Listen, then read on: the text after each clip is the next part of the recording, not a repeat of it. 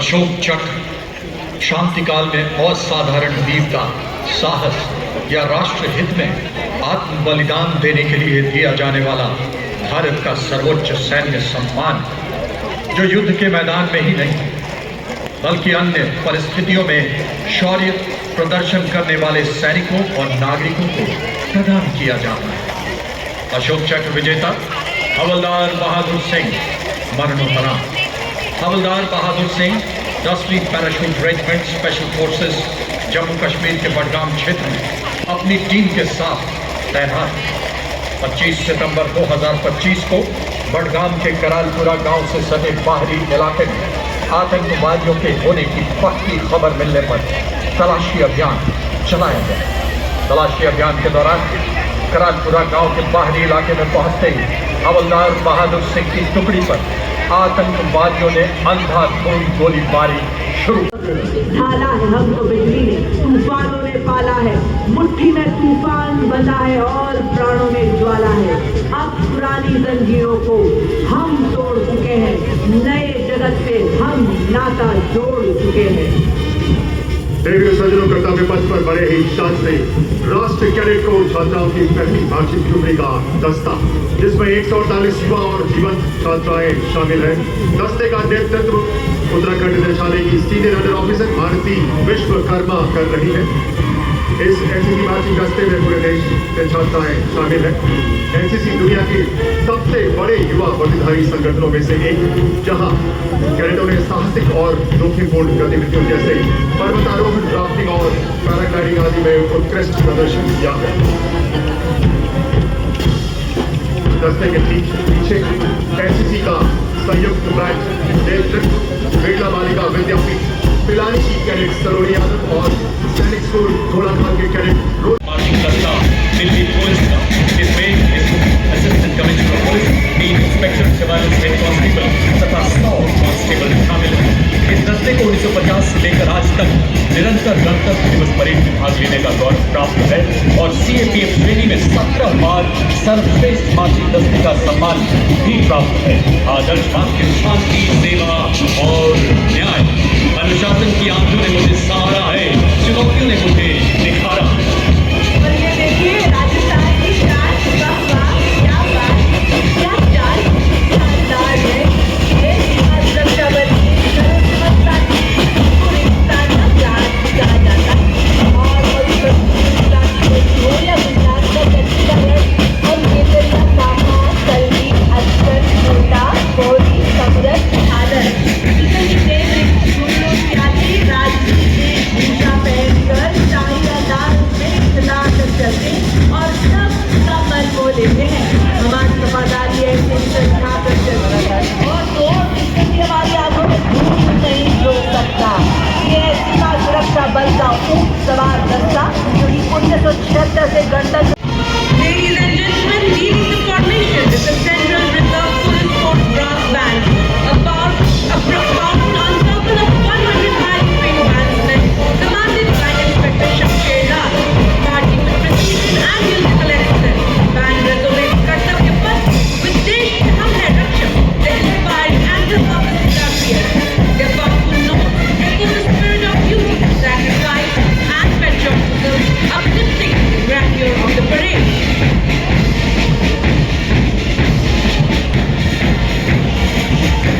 Following the band is the Central Reserve Police Force marching contingent, proudly known as peacekeepers of the nation. The contingent is led by Assistant Commander Simranwala and Mr. Ravi Ravi. As India's largest paramilitary force, they march immaculate drill, coordination and unwavering discipline. Guided by the mode of service and loyalty, they embody courage, sacrifice and devotion to duty.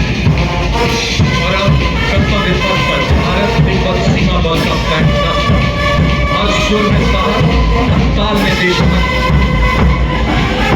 मुख्य बंधन border police force and दस्ता ASI Devendra Singh के नेतृत्व कदम कदम बढ़ाए जा रहे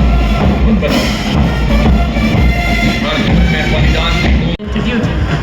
The marching contingent comprises 4 officers and 144 airmen. Contingent commander is squadron leader Jagdish Kumar, along with Flight Lieutenant Prakhar Chandrakar, Squad Leader Nikita Chaudhary and Flight Lieutenant Dinesh Murli. Together, the marching contingent presents a powerful visual and auditory expression of discipline, tradition, and national pride, truly the guardians of our skies. और अब कर्तव्य पथ पर पूर्व सैनिकों की झांकी संग्राम से राष्ट्र निर्माण, वर्दी के साथ भी वर्दी के बाद त्वरित तत्पर तैयार विभिन्न युद्धों में उपयोग में लाई गई युद्ध। Following the naval contingent is the Indian Navy tableau, themed anchored in tradition, sailing into self-reliance and innovation. Commanding the tableau are Deputy Commander Rupali and Deputy Commander Vinna K. Such navigates the world aboard INS Harris displayed a total of forward path track. While the Asian Brigade and Deputy Commander will mark a majestic finale to the Republic Day celebration.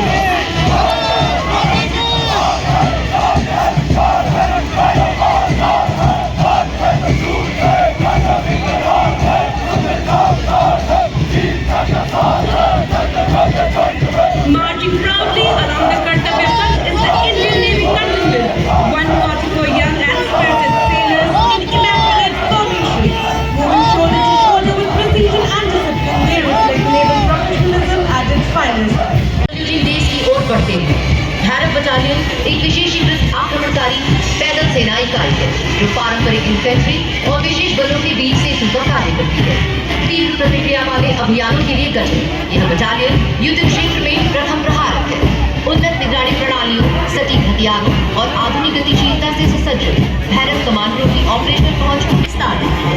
Sikh land infantry की गौरवशाली परंपरा से प्रेरित यह साहस, अनुशासन और भविष्य की युद्ध आवश्यकताओं के अनुरूप तकनीक सक्षम युद्ध कौशल का प्रतीक है। कंटिंजेंट की कमान संभाली है मेजर अर्जुन गोरखा।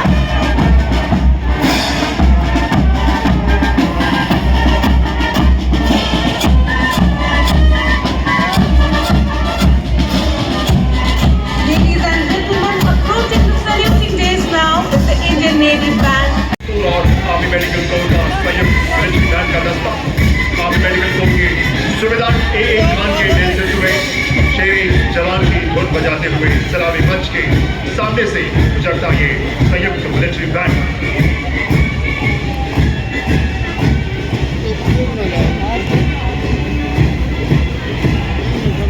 प्रबल प्रहार करने की क्षमता रखता है। आप देख सकते हैं दोनों एटीबी के पीछे एक और RTTH चल रहा है। इन सैनिकों ने खास किस्म के भारत में निर्मित चश्मे पहने हुए हैं जिन्हें फर्स्ट पर्सन व्यू ड्रोन कहा जाता है, जो दूर से दुश्मन को देखने में मदद करता है।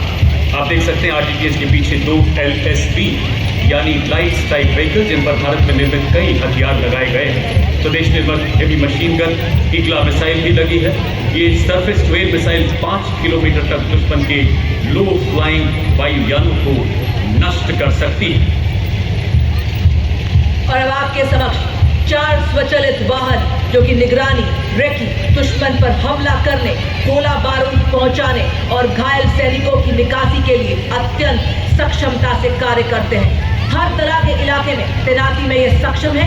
विस्फोटक IED का पता लगाना और निष्क्रिय करने में इनकी प्रमुख भूमिका है। ये इन्फेंट्री दस्तों का युद्ध में सहयोग करते हैं। आर्टिलरी तोपखाना आत्मनिर्भरता और आधुनिकीकरण की ओर तेजी से अग्रसर है। नई पीढ़ी के स्वदेश निर्मित मानव रहित वॉरहेड शस्त्रागार को शक्तिवान और दिव्यास्त्र द्वारा और सशक्त बनाया गया है। इनमें लगाए गए स्वॉर्म ड्रोन, टेटर ड्रोन तोपखाने की फायर क्षमता को और बढ़ा रहे। आप देख सकते हैं 2 वाहन आगे बढ़ते हुए। इसमें harrow, mini harpy, piece keeper, sky striker सहित एरियल लॉइटरिंग मेरूशन को और प्रबल बनाया गया है। ऐसे ड्रोन जो शक्तिवान रेजिमेंट की मारक क्षमता को 200 किलोमीटर की रेंज प्रदान करते हैं। भविष्य में इसे 1000 यह दुश्मन के टैंक्स को नष्ट करने में, पैदल सेना को युद्ध क्षेत्र में सुरक्षित रूप से पहुंचाने और उन्हें फायर सपोर्ट प्रदान करने में सक्षम है। आज आपके समक्ष आप देख सकते हैं 20 किलोमीटर की दूरी तक निगरानी रखने के लिए ड्रोन्स एवं अग्रिम भाग में लाल रंग में काम लॉइटरिंग म्यूनिशन सिस्टम जो कि 50 किलोमीटर की दूरी से दुश्मन के बख्तरबंद वाहन, टैंक, रडार और संचार केंद्रों को सटीकता से नष्ट कर सकता है। से सुसज्जित BMP-2 सारंग, नाइट विजन एवं थर्मल साइट्स से रात में भी सटीक प्रहार में सक्षम। साथ ही आपके समक्ष नाग मिसाइल सिस्टम जो 4 किलोमीटर की दूरी से दुश्मन को भेदने में सक्षम है।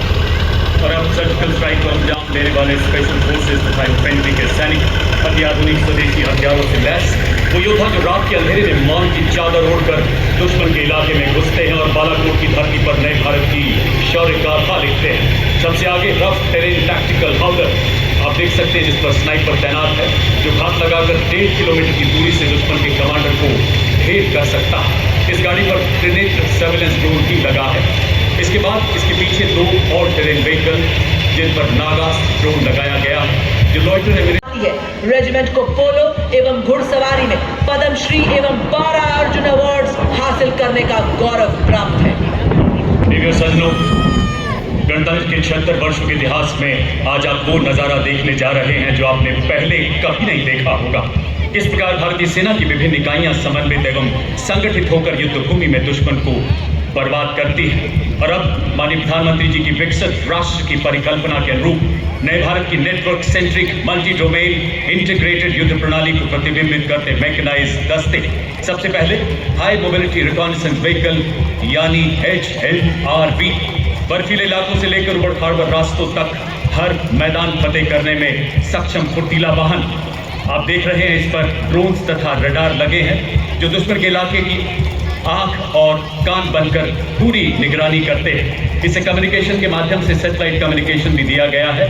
ये छोटी टुकड़ियां दुश्मन को चकमा देकर 50 किलोमीटर उसके इलाके में घुसकर उसकी बनावट, हथियार और संख्या इत्यादि की जानकारी देते हैं। म्यूचुअल सपोर्ट देते हुए निर्धारित लक्ष्य को बर्बाद करने की पूरी तरह से काबिलियत रखते हैं। दुश्मन को ड्रोन निष्क्रिय करने के लिए इस वाहन पर एंटी ड्रोन हथियार भी लगाए गए हैं।